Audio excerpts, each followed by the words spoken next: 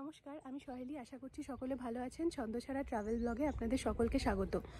আমি এরকম লোকেশনে এরকমভাবে শ্যুট করেছি, কথা বলেছি, এদিকে পেছনে কাঞ্চনজঙ্ঘা দেখা যাচ্ছে, সেটা মনে হয় খুব রেয়ার। আমার মনে হয় না আমার চ্যানেলে একটাও এরকম ভিডিও আছে। এই জায়গাটা দার্জিলিং থেকে যেমন খুব কাছে, এখানকার যে কানেক্টিভিটি সেটাও খুব ভালো, তার সাথে সাথে ভিউ সেই নিয়ে তো কোনো কথাই হবে না।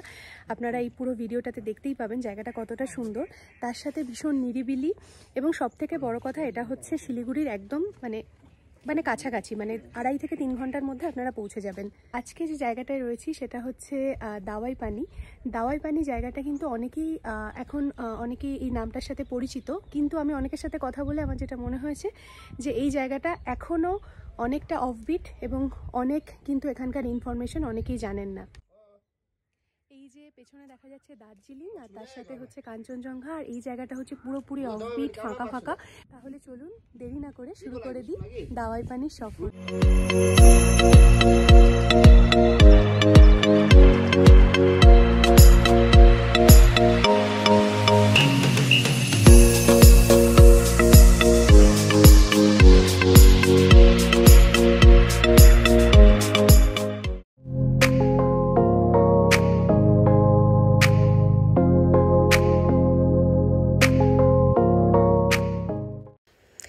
আমার যেন একটা অলিখিত নিয়ম হয়ে গেছে যে ডিসেম্বর পড়লেই একবার অন্তত নর্থ বেঙ্গলের দিকে যেতেই হবে।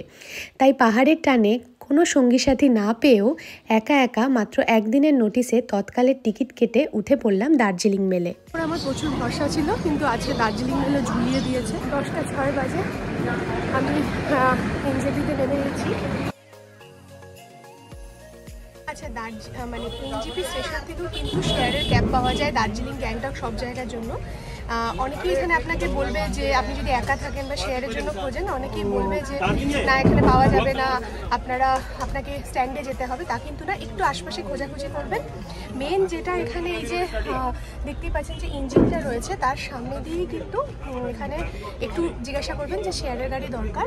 এখান থেকেও রেট কিন্তু সেই 300 টাকাই, তো এখান থেকে কিন্তু আপনারা সেই অধিকার গাড়ি পেয়ে যাবেন। এই যে সামনে ট্রেনের ইঞ্জিনটা দেখা যাচ্ছে, এটার পাশেই কিন্তু এরকমভাবে শেয়ার গাড়ি আপনারা পেয়ে যাবেন। এই যে প্রিপেড ট্যাক্সি স্ট্যান্ড আছে, এটার পাশ থেকে কিন্তু আপনারা গাড়িগুলো পেয়ে যাবেন। আমার গন্তব্য এখন আপাতত জোরবাংলা অবধি আমি শেয়ারের গাড়িতে যাচ্ছি। সময় লাগবে মোটামুটি 2.5 ঘন্টা অ্যারাউন্ড।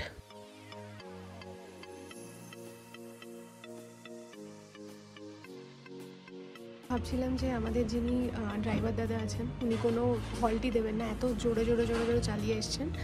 তারপরে এখন মাঝখানে কার্শিয়াংয়ের একটু পরে এসে এক জায়গায় হল দিয়েছেন। এখান থেকে ভিউটাও খুব সুন্দর, পেছন দিকে একটা ব্যালকনি মতো আছে। তো এখানে আমি এখন মোমো খাবো। কলকাতায় এখন একদম পুরো সানি, ভালো ব্রাইট ওয়েদার, কিন্তু এখানে হচ্ছে পুরো পেছনটা পুরো ফগি, এই যে মেঘ যাচ্ছে, আর পুরো হচ্ছে কুয়াশা। একদম মনে হচ্ছে যে মানে এক্ষুনি বৃষ্টি নামবে।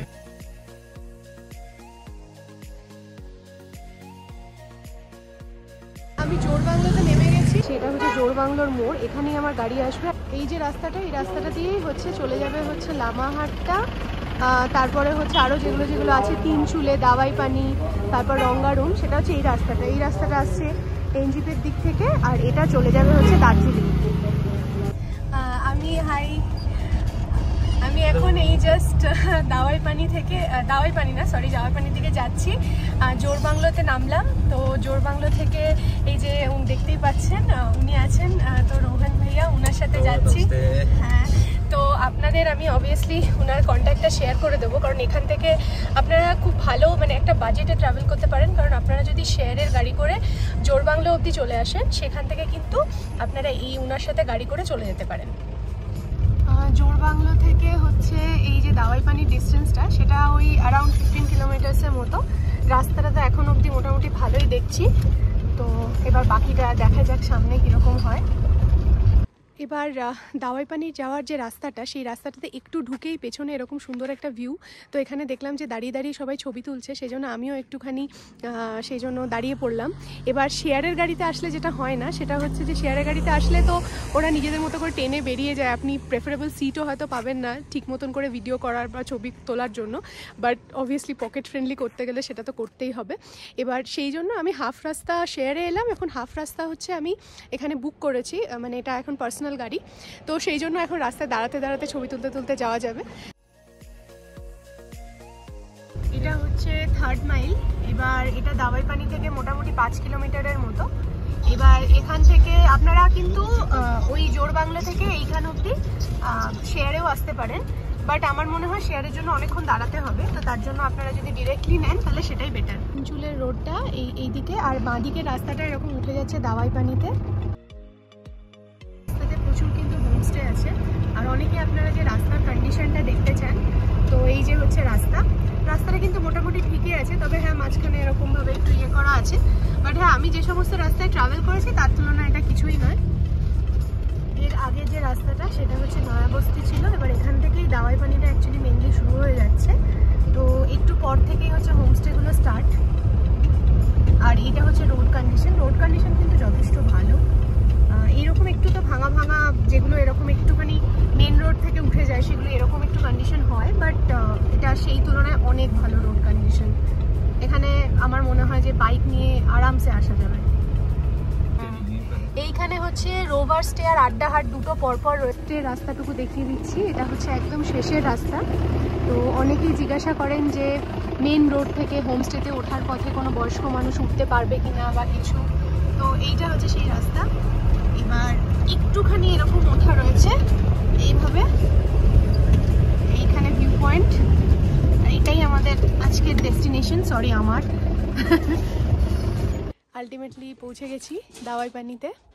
এত সুন্দর চারপাশটা, চারিদিকে লামাহাটটা, তারপরে হচ্ছে ওদিকে পেছন দিকে তো এখান থেকে তো কাঞ্চনজঙ্ঘা দেখা যায়, তারপরে ওদিকে নামচি, সিকিম, দার্জিলিং সব এখান থেকে দেখা যায়।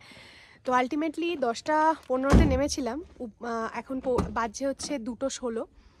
তো এতটা টাইম লাগলো, এর থেকে অনেক কম সময় লাগে, কিন্তু যেহেতু আমার মাঝখানে একটুখানি সময় লেগে গেছে সেই জন্য এই টাইমটা একটুখানি বেশি মনে হচ্ছে।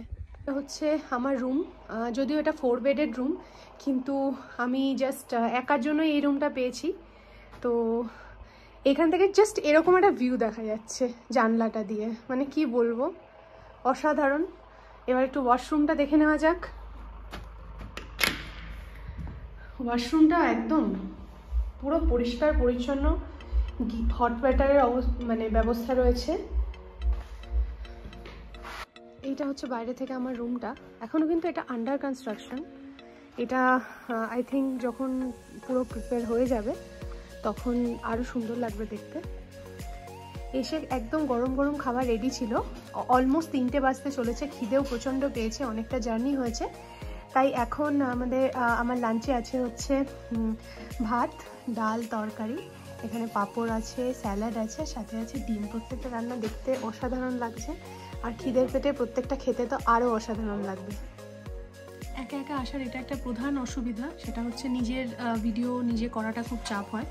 তো আমি এই জন্য চেষ্টা করছি একটু মানে যতটা ভয়েস ওভার বা এমনি পেছন থেকে বলে দেওয়া যায়, তো আপনারাও একটুখানি মানিয়ে গুছিয়ে নিন।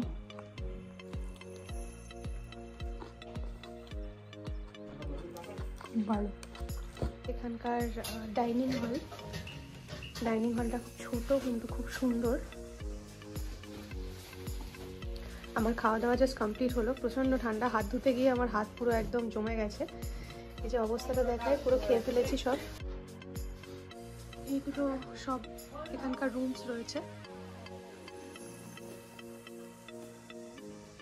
খাওয়া দাওয়া কমপ্লিট হয়ে গেছে, তো এখন আর ঘুমানোর কোনো সিন নেই, কারণ অলমোস্ট 3:30 বাজে, আর পাহাড়ে তো ঝুপ করে সন্ধে নেমে যায়, এক্ষুনি দেখবো চারিদিক অন্ধকার হয়ে গেছে, তাই সন্ধে নামার আগে একটুখানি ঘুরে নেওয়া যাক। দাওয়াই পানি থেকে কীরকম একটা ভিউ পাওয়া যায় বলছি। এই যে সোজা সামনে দেখা যাচ্ছে, আমি একটু জুম করে দেখাচ্ছি, এটা হচ্ছে দার্জিলিং।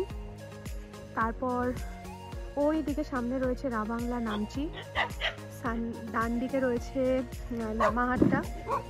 তো এখানে সব কিছুই কিন্তু একদম মানে চারিদিকে 360 ডিগ্রি কিন্তু এরকমভাবে ঘেরা পাহাড় দিয়ে। কিন্তু অনেকগুলো রুম তৈরি এখনো চলছে, তো এগুলো হয়ে গেলে মানে বোঝাই যাচ্ছে যে এই জায়গাটা আস্তে আস্তে কতটা এক্সপ্যান্ড হচ্ছে। আমি এসে আর জামা কাপড় ছাড়লাম না, কারণ এসে ওই ফ্রেশ হয়ে জামা কাপড় ছাড়লেই না একটা ল্যাদ লেগে যাবে, প্লাস পেটে ভাত পড়েছে, তো ভাবলাম একটুখানি আশপাশটা ঘুরে আসি। হচ্ছে বীরেন হোমস্টে, আর এখানে পরপর রয়েছে আড্ডাহাট আর রোভার স্টে, তো এটা একটু দেখে আসি। এটা হচ্ছে রোভার স্টে, তো এটা রুম নাম্বার 1, যেটার প্রচুর ডিমান্ড আছে। রোভার্সে কিন্তু 4টে রুম আছে, আমি গতকালকে ফোন করেছিলাম, অ্যাভেলেবেল ছিল না। আর এই যে দেখা যাচ্ছে আড্ডাহাট, এই উপরের একদম রয়েছে আড্ডাহাট, তার নিচে এখানে রয়েছে রোভার স্টে, আর তারও নিচে রয়েছে আমি যেখানে রয়েছি বীরেন স্টে। ये आपका चार्जेस कितना है यहाँ पे? 4 बेड है, 4 बेड में आपको 4 जन रहेंगे तो 1250 करते हैं। 3 जन के लिए 1350। अच्छा, 2 जन रहेगा तो 1500 पड़ेगा। अच्छा अच्छा।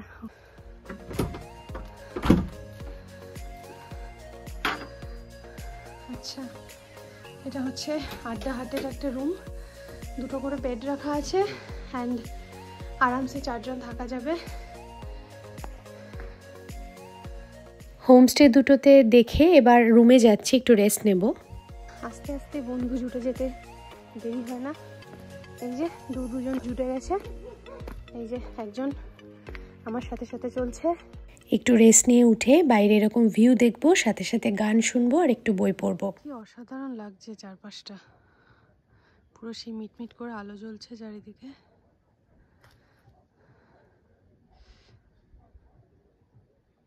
প্রচুর ঠান্ডা, হাতটা রীতিমতো হয়তো কাঁপছে, কিন্তু ওই জায়গাটা সন্ধেবেলায় যে এতটা সুন্দর মানে কি বলবো।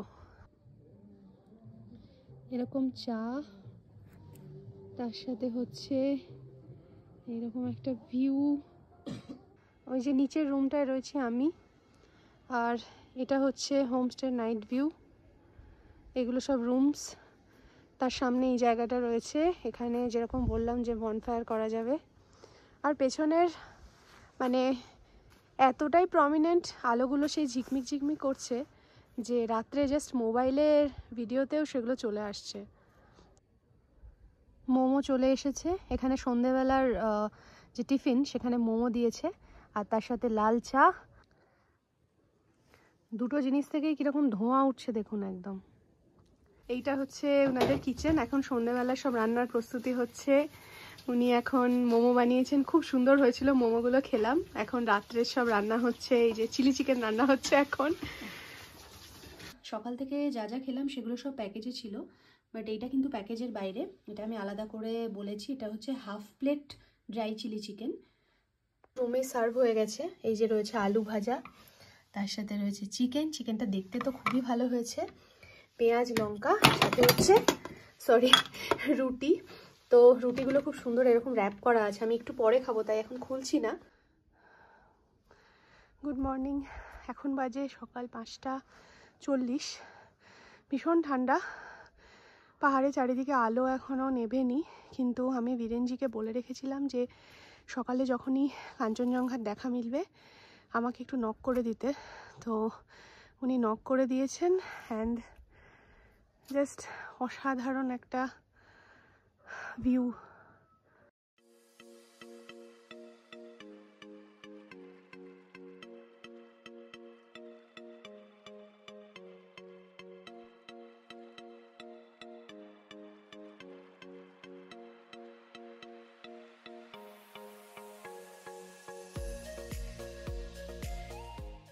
আমরা পাহাড়ে অনেক জায়গায় বেড়াতে যাই যেখানে হয়তো একটুখানি কাঞ্চনজঙ্ঘার ঝলকের জন্য মানে আমরা পাগল হয়ে মরে যাই যে হ্যাঁ কাঞ্চনজঙ্ঘা দেখা গেছে, কিন্তু এই যে জায়গাটা, এখানে এত সুন্দরভাবে পুরো রেঞ্জটা দেখা যাচ্ছে।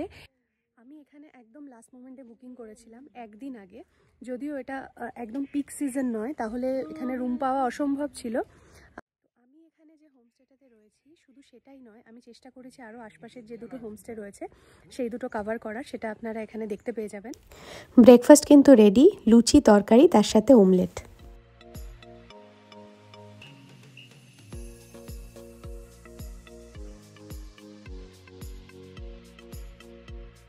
এটা হচ্ছে প্যাকেজ ছাড়া এক্সট্রা যে কোনো খাবার নিলে তার রেটগুলো এখানে লেখা আছে। আচ্ছা, এইটা হচ্ছে এখানকার ফার্স্ট রুম যেখান থেকে স্টার্ট হয়েছিল। এগুলো হচ্ছে উডেন রুমস। আচ্ছা, আমার সাথে আছেন হচ্ছে বীরেন রায়জি, তো আমরা ওনার কাছ থেকে জেনে নিই যে এখানে কটা রুম আছে। আচ্ছা, এখানে কটা রুম? अभी 3 ठो पुराना है, 3 ठो नया है, अच्छा, 6 ठो हो गया मैम। 6 ठो रूम। अच्छा, और यहाँ पे पैकेज क्या है? मेरा पर डे पर हेड फूडिंग लॉजिंग 1200 रुपये की है। अच्छा, ओके, ठीक है, thank you, thank you so. চলুন একটু এখানকার লোকাল রাস্তায় একটু ঘুরে হেঁটে দেখি, কারণ যে কোনো জায়গায় একটু পায়ে হেঁটে ঘুরে না দেখলে সেই জায়গাটার ফিলটা কিন্তু পাওয়া যায়। এটা হচ্ছে হোমস্টের ঠিক পেছন দিকটা, পুরো এরকম জঙ্গল। আমি একটু যাই ওদিকে হেঁটে আসি। আচ্ছা, এই জায়গাটার নাম কেন দাওয়াই পানি, সেটার পেছনে একটা ছোট্ট স্টোরি আছে। এটা শোনা যায় যে এখানে নাকি কোনো একজন ইংরেজ সাহেব, ওনার পায়ে একটা ক্ষত হয় এবং সেই ক্ষতটা উনি এখানকার হঠাৎ করেই একবার এখানকার একটা লোকাল কোনো ঝর্ণা, সেই ঝর্ণার জলের ওপর দিয়ে 2-4 দিন হেঁটে যাওয়ার পর তার মনে হয় যে সেই ক্ষতটা ভালো হয়ে গেছে। তো তখন উনি ওনার একটা মানে সেখান থেকে উনি একটা ডিরাইভ করেন যে সেই জলের মধ্যে হয়তো কোনো মিনারেলস বা এমন কিছু রয়েছে যেটা এই ক্ষতগুলোকে সারিয়ে তুলতে সাহায্য করে। সেই জন্য বলা হয় যে এই জায়গাটার নাম হচ্ছে দাওয়াই পানি, মানে সেই জলের মধ্যে নিশ্চয়ই কোনো রকম কোনো ওষুধ বা সেরকম কিছু ছিল, সেই জন্য এই জায়গাটার নাম হচ্ছে দাওয়াই পানি। এই রাস্তাটা একদম ফাঁকা, এই যে পুরো দেখছেন পিছনটা, আমি এই সাইড থেকে এলাম হোমস্টের পেছন দিক থেকে, মানে রাস্তাটা ভীষণই থ্রিলিং। আমি একা একা তো একটু ভয় লাগছে সত্যিকারের, কিন্তু আমার যেন মনে হচ্ছে যে আমি ইন্টারাক্ট করতে করতে যাচ্ছি আপনাদের সাথে, যদিও এখন কেউ নেই তো সেই জন্য একটু মনে বল পাচ্ছি। একা একা আসার একটাই প্রবলেম যে আপনার ছবি তোলার জন্য কেউ থাকে না, মানে আপনি যদি চান যে আপনি পুরো এরকম কি পরেছেন পুরো ড্রেসের একটা ছবি নেবেন, তো সেটা নেওয়ার কেউ থাকে না, সেটা আমার খুব দুঃখ লাগে। এই রকম পুরো একটা জঙ্গল রয়েছে ঠিক হোমস্টের পাশেই, তো আপনারা চাইলে কিন্তু এখানে একটা দারুণ সময় কাটাতে পারেন। মানে আমার তো এই ধরনের জঙ্গলের রাস্তার মধ্যে দিয়ে হাঁটতে এত ভালো লাগে। পেছনে দেখা যাচ্ছে হচ্ছে ফরেস্ট বাংলো, তো বাংলো ঠিক নয়, মানে এখানে যারা কাজ করেন আর কি ফরেস্ট ডিপার্টমেন্টে তারা থাকেন। তো আমরা বাংলো বলতে সাধারণত খুব লাক্সারি বা এরকম কিছু একটা, আমি অ্যাটলিস্ট আমার মনে হয় মানে বাংলো শুনলেই মনে হয় একটা দারুণ ব্যাপার, কিন্তু এইখানে দেখে আমার একটা জিনিসই মনে হচ্ছে যে এরকম একটা পাণ্ডব বর্জিত জায়গায়, এরকম একটা জঙ্গলের মধ্যে এরকম একটা জায়গায় যারা থাকেন, যারা এই ধরনের কাজকর্ম করেন, তো মানে হ্যাটস অফ টু দেম। মানে কি বলবো, সকাল থেকে এখন 10টা বাজতে চললো, এখনো পর্যন্ত একই রকমভাবে কাঞ্চনজঙ্ঘার পুরো রেঞ্জটা দেখা যাচ্ছে। এইখানে রয়েছে আবার রেইনবো হোমস্টে যে নিচে রয়েছে। তাহলে কেমন লাগলো আমার এই আজকের ভিডিও? যদি আমার এই ভিডিওটি আপনাদের ভালো লেগে থাকে তাহলে অবশ্যই আমার চ্যানেল ছন্দছাড়াকে সাবস্ক্রাইব করবেন, আর আমার এই ভিডিওটিকে লাইক অ্যান্ড শেয়ার করতে ভুলবেন না। ইনস্টাগ্রাম আর ফেসবুকে ছন্দছাড়া পেজটিকে পারলে ফলো করবেন, আর ফেসবুকে আমার একটা গ্রুপ আছে, সেটা হচ্ছে female solo and group travellers from Kolkata, যেটা হচ্ছে শুধু মহিলাদের জন্য। তো আপনারা চাইলে সেই গ্রুপটাতে জয়েন করতে পারেন। সেখানে আমরা নানা রকম ফিমেল সোলো রিলেটেড বা গ্রুপে যারা ঘুরতে ভালোবাসেন সেখানে অনেক ইনফরমেশন আপনারা পেয়ে যাবেন। তাহলে সকলে খুব ভালো থাকুন, অনেক অনেক বেড়াতে থাকুন। দেখা হবে আবার পরের ভিডিওতে। নমস্কার।